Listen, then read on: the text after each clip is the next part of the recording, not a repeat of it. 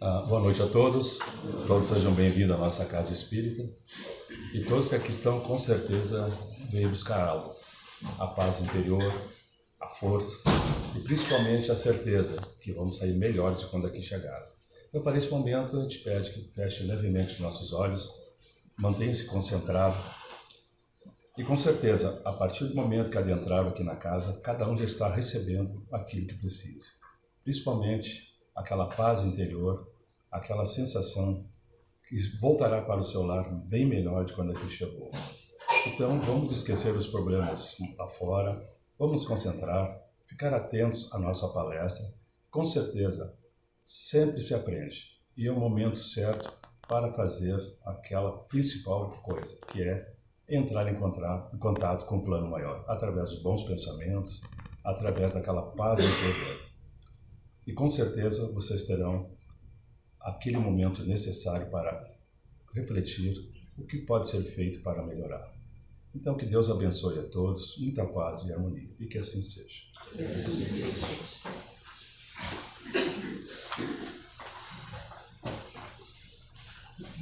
Olá, amigos, sejam todos muito bem-vindos. Vamos nos harmonizando, pensando nesse momento naquilo que aqui viemos buscar e assim aproveitar estes breves instantes em que falaremos um pouquinho de um assunto que nos convida a refletir sobre o porquê estamos encarnados na Terra hoje, em honra do ideal, honrar o ideal. Qual seria esse ideal? O ideal é o nosso objetivo de vida aqui na Terra. Honrar o ideal é fazer o nosso possível para que a gente consiga cumprir o objetivo de nossa vida. E nesse momento a gente pode pensar, mas não sei qual é o objetivo da minha vida, eu não me lembro por que eu reencarnei, na verdade eu esqueci tudo. Eu já vivi outras vidas, por que eu não me lembro? Mas em nossa consciência, em nossa memória de espírito imortal, está sim esta resposta do porquê estamos aqui. O que é que a gente deve fazer aqui na Terra? Em honra do ideal é o título de nossa exposição doutrinária de hoje e também é o título de um capítulo do livro chamado Messe de Amor. Ele está aqui, né? Messe de Amor. Está aqui para ilustrar. Ele é o primeiro livro escrito por um espírita que a gente conhece de nome, a maioria de nós já lemos alguma coisa dele, que se chama Divaldo Pereira Franco. Desencarnou há pouco tempo e lá em 1964 ele escreveu seu primeiro livro, Messe de Amor. E um dos capítulos, em honra do ideal, começa com a seguinte afirmação: estás convocado para a construção de um mundo melhor. Era o espírito Joana de Ângeles dizendo de uma maneira bonita, né? Que a gente não veio aqui só para passear. A gente veio aqui com tarefas importantes e urgentes, nos chamando a cumprir essas tarefas. Que a gente entenda a convocação para fazermos da Terra um mundo melhor. E como é que a gente faz da Terra um mundo melhor? É nos melhorando.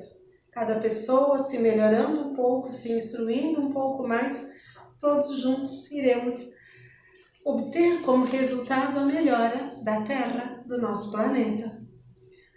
E a gente às vezes fica pensando, mas que momentinho difícil a gente reencarnou, né? Com guerras, com dificuldades, com ainda roubo, com fome, com temperatura se oscilando tanto. Era a nossa tarefa. Segue sendo, né? Cá estamos vivos. Ainda com essa tarefa de melhorarmos a cada um, a si, e melhorarmos a Terra. Por mais que a gente pense às vezes que somos tão pequeninos, aquilo que a gente faz pouca diferença vai fazer para a humanidade, para a melhora da Terra, mas a Terra é feita de cada um de nós. Cada um de nós faz um pouquinho, outro um pouquinho, e esse nosso pouquinho vai se somando para que ao final da vida a gente possa ter feito a diferença para esse nosso mundo. É claro que às vezes a gente muito erra, às vezes a gente acerta, às vezes a gente duvida se estamos realmente cumprindo as nossas tarefas, estamos no caminho certo, mas a verdade é que a cada reencarnação, a cada vez que estamos na Terra, a gente melhora um pouquinho, a gente aprende um pouquinho. Em honra do ideal, nos convoca, nos convida a pensarmos em quem é que a gente anda acreditando, a quem estamos dando ouvidos. Nesse tempo de internet tão globalizada, nesse mundo de informações que percorrem de uma cidade, de um país a outro com tanta rapidez, temos nos nossos celulares, na TV, nos meios de comunicação, a possibilidade de recebermos muita informação. Mas não temos, todos nós, a capacidade de discernirmos, entender o que de fato é verdade, o que é mentira. A quem eu devo dar ouvidos, a quem eu deveria não ouvir. E Joana de Ângeles, lá em 1964, quando ditava a Divaldo Pereira Franco esse texto, ela dizia: tenhamos cuidado a quem damos ouvidos, ao que a gente ouve. Nós precisamos a cada dia duvidarmos muito. Lembram da afirmação de que é melhor que a gente recuse 10 verdades do que acreditar em uma mentira? E ainda mais rigoroso é hoje, nos dias em que temos em nossos celulares tanta informação sendo compartilhada, muita mentira, muita verdade, muita coisa duvidosa. Nós sabemos duvidar da ciência hoje em dia porque a ciência está avançando bastante. E claro que muita coisa que a gente lê às vezes parece verdade. Tem toda a aparência de verdade, mas muitas vezes é mentira. Pensemos lá no ano 1 da era cristã. Lá no primeiro século, quando nasceu aquele homem, porque mudamos o modo de contar o tempo antes e depois de Cristo. Será que se nós fôssemos aqueles que conviviam com o filho de Maria, de José, a gente iria acreditar? Aquele é o escolhido. Aquele é o homem que veio para fazer a diferença aqui na terra. Ele era só o filho de um carpinteiro, de uma mulher tão jovem, tão nova. Será que seria aquele o Salvador? Imaginemos tempo depois, quando ele foi condenado à crucificação, à morte na cruz, como se sentiram os homens e as mulheres que lá estavam, que chegaram a condenar, dizendo: vamos crucificar esse aí, porque ele só pode estar mentindo. Imagina um mestre, um senhor, falando das coisas do céu, sendo alguém assim tão humilde, tão pobre. E anos depois, estas pessoas que lá estavam se dando conta, acho que ele era realmente um enviado de Deus.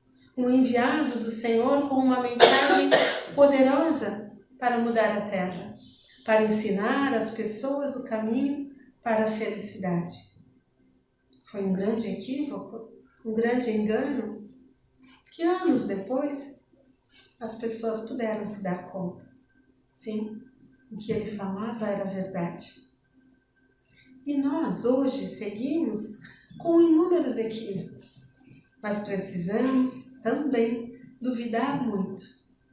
Buscar pela nossa dúvida, pela necessidade de comprovar algumas coisas, pela leitura, pelo diálogo com outras pessoas, ir buscando a verdade, aquilo que faz mais sentido.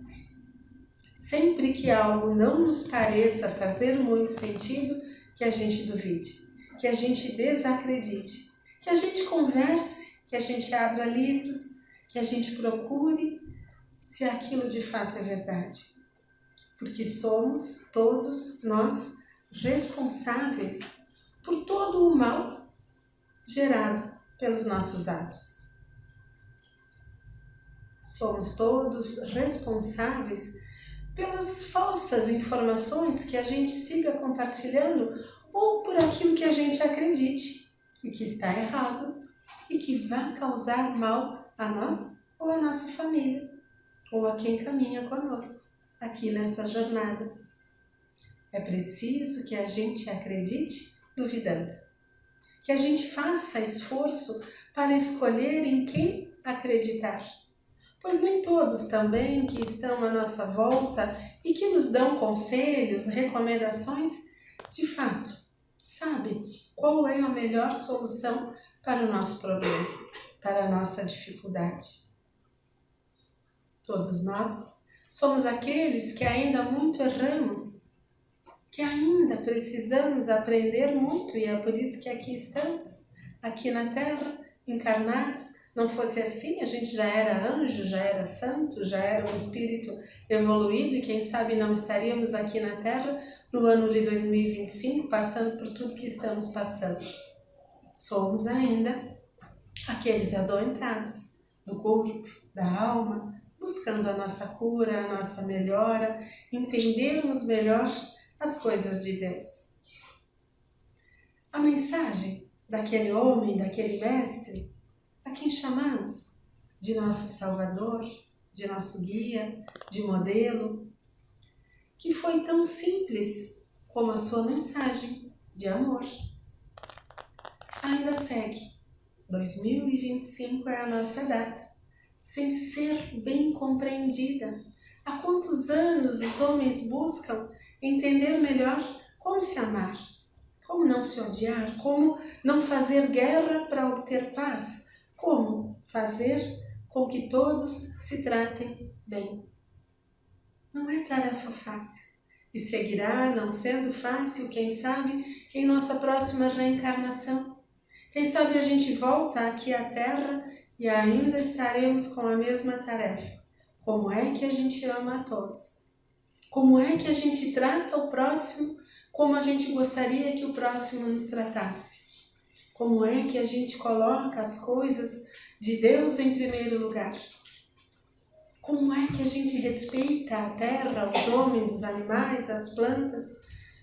É difícil hoje, quem sabe continue sendo difícil no futuro, em nossa próxima reencarnação. Mas para que a gente chegue nesta próxima reencarnação, para que a gente chegue ao final desta vida de agora mesmo, um pouco mais sábios, um pouco mais inteligentes, errando um pouco menos, é preciso que a gente faça a nossa cota de esforço. Hoje, amanhã e sempre um pouquinho mais. Buscando entender, buscando compreender o que é que eu tenho que fazer da minha vida. Nós, pessoas já maduras, já com os nossos cabelos brancos, já com falta de cabelo, cumprimos o nosso propósito de vida? Temos ainda tempo? Já acabou o nosso tempo? Falta tempo? O nosso tempo ainda é agora.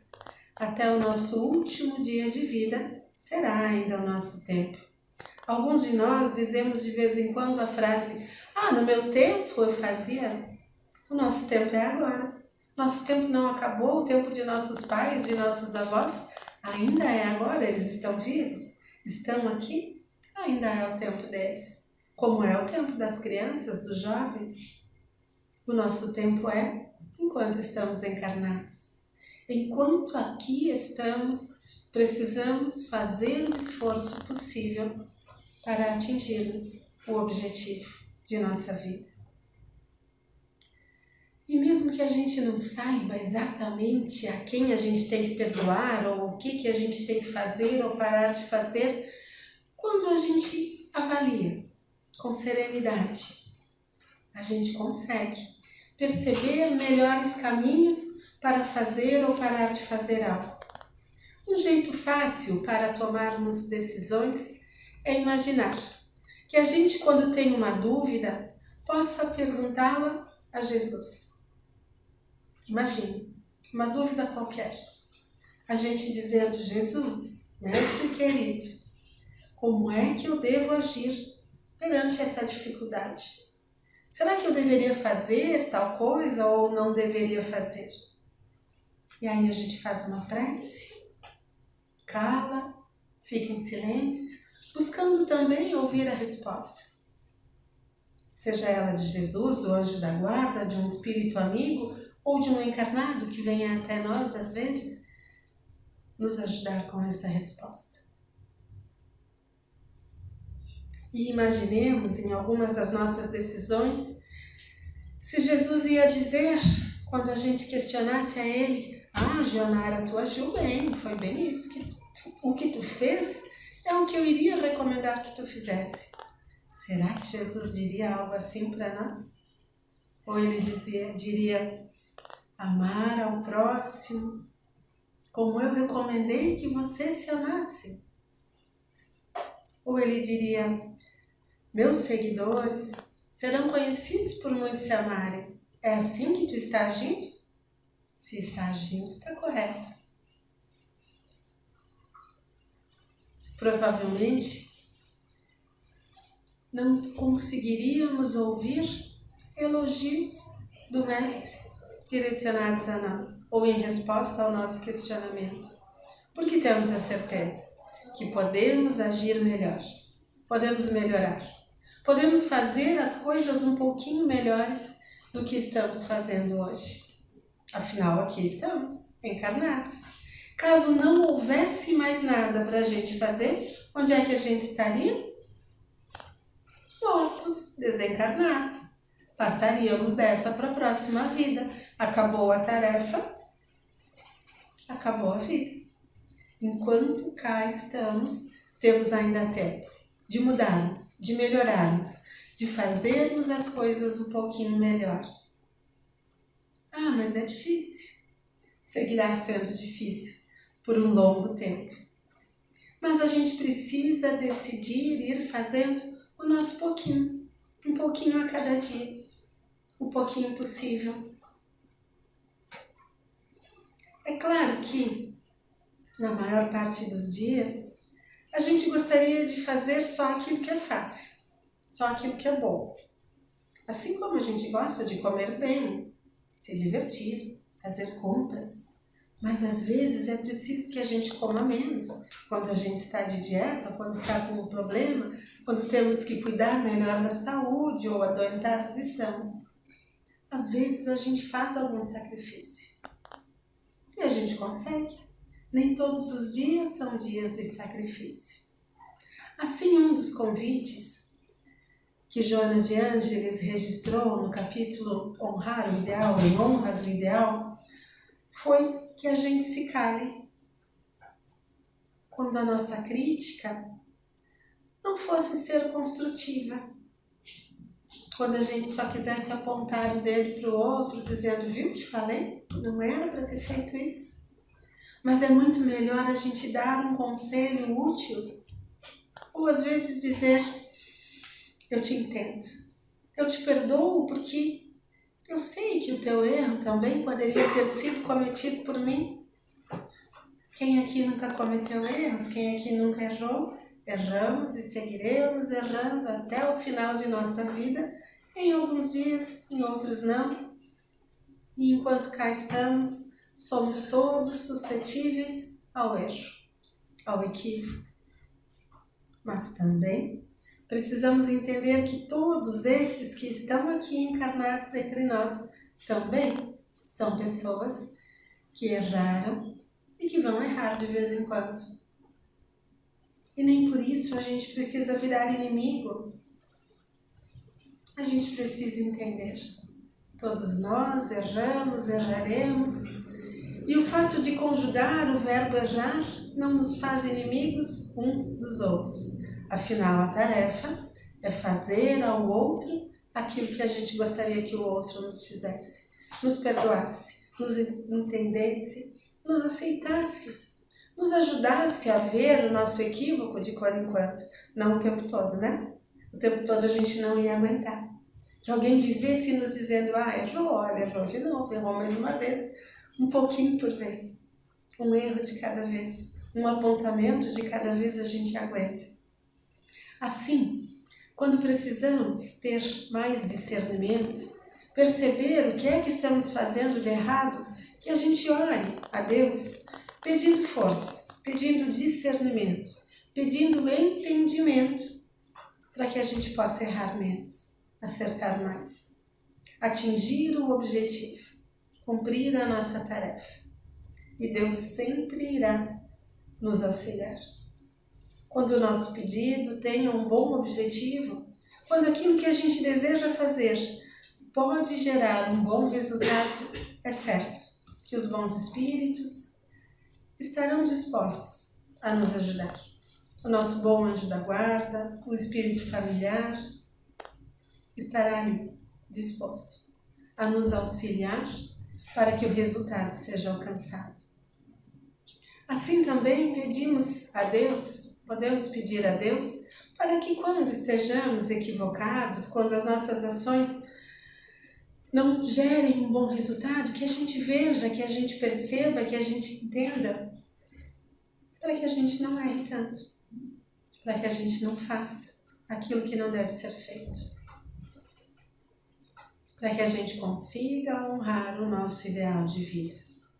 Para que a gente entenda que ser cristão é fazer a cada dia a nossa cota de esforço. Às vezes falando, às vezes calando, sempre orando muito. E além de orar, é preciso que a gente abra bem os ouvidos para ouvir. Ouvir aquilo que seja digno de ser ouvido, aquilo que possa nos conduzir a um caminho melhor. Ouvir a boa voz das boas pessoas que à nossa volta estão. Pois há sempre no caminho de todos nós também boas pessoas.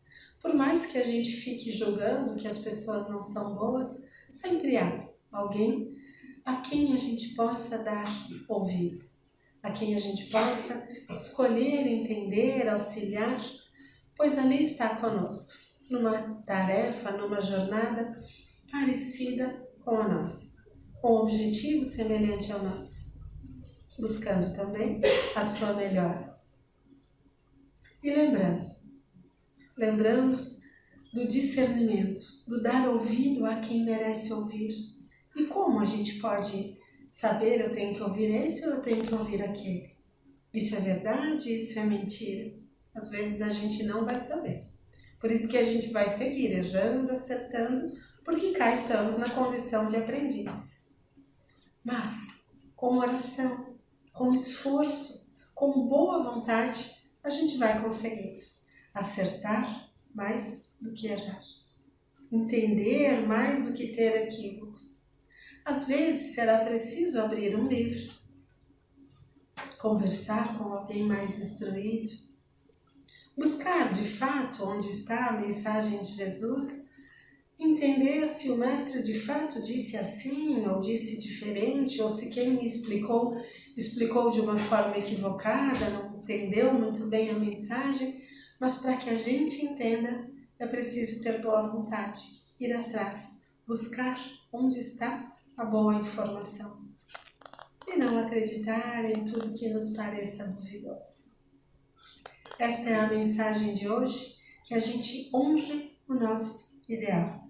E que quando a gente tenha dúvida, que a gente imagine à nossa frente Jesus. E pergunte ao Mestre, o que eu devo fazer? O que eu deveria parar de fazer? E que quando a gente não esteja conseguindo ter força, ter coragem, ter o entendimento necessário, que a gente peça a Jesus, me ajude, me auxilie, eu quero acertar. E com essa vontade encerramos o nosso momento de exposição doutrinária de hoje. Nós vamos agora fazer uma prece, nos preparando para o momento do passe. E vamos fechar os nossos olhos, agradecendo a Deus, pedindo forças, pedindo força de vontade para fazermos tudo o que é possível que seja feito. Para que tenhamos, através da prece, um acréscimo de vontade quando a nossa vontade seja pequena. Quando tenhamos apenas vontade de reclamar, dizendo que não somos capazes de fazer as nossas tarefas. Para que tenhamos também a coragem de agradecer a todos aqueles que à nossa volta estão nos auxiliando com as nossas tarefas, abrindo os nossos olhos, os nossos ouvidos, para que vejamos o que é preciso ver, para que escutemos o que é preciso seja escutado. Que tenhamos a cada dia mais força de vontade para nos tornarmos melhores pessoas, melhores cristãos, melhores para aquilo que é preciso seja feito, entendido, e que erremos menos em nosso dia a dia. Por toda essa ajuda, por todo esse auxílio, nós te agradecemos, Mestre amado, e que assim seja. Uma boa semana a todos.